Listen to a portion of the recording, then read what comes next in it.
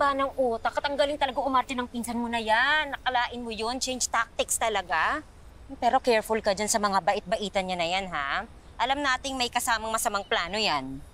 Sinabi mo pa. Hindi na bago sa akin yan, bro. Kaya binabantayan ko siya maigi. Alam mo, tama eh. Nakulok-loko pa naman ang utak nun. Tsaka alam mo ang kaluluwa nung pinsan mo na yun. Hayaan mo, dito sa Bloom, ako ang magbabantay sa kanya. Ang problema lang kasi hindi na yun masyado pumupunta dito eh. Hoy, bakit ka naman tulala? Lungkot-lungkot mo naman. Kung kailan naman tayo one step closer sa plano mo, lungkot-lungkutan ka naman ngayon. Ano bang problema?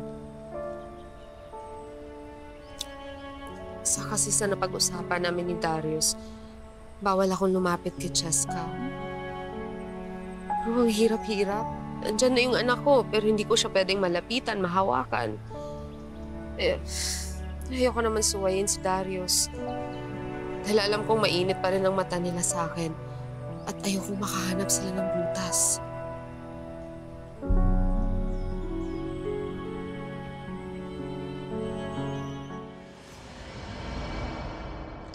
Mamita, ito na pa yung gamot niyo.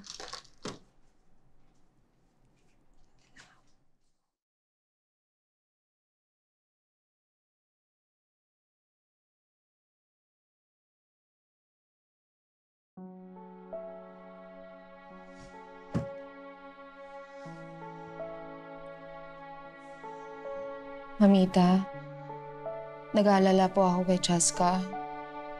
Natututo na siya magsinungaling dahil kay Farah. Tapos ginagamit naman siya ni Farah para ilaglag ako kay Darius.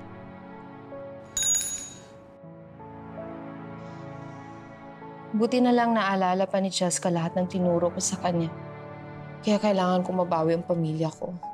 Hindi ako papayag na maging maldita din si Cheska kagaya ni Farah.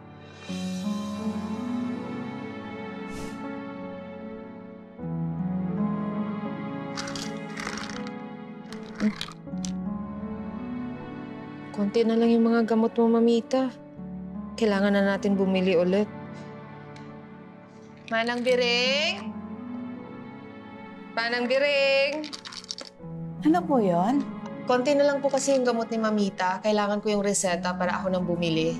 Kunin ko lang po. Salamat. Sige po.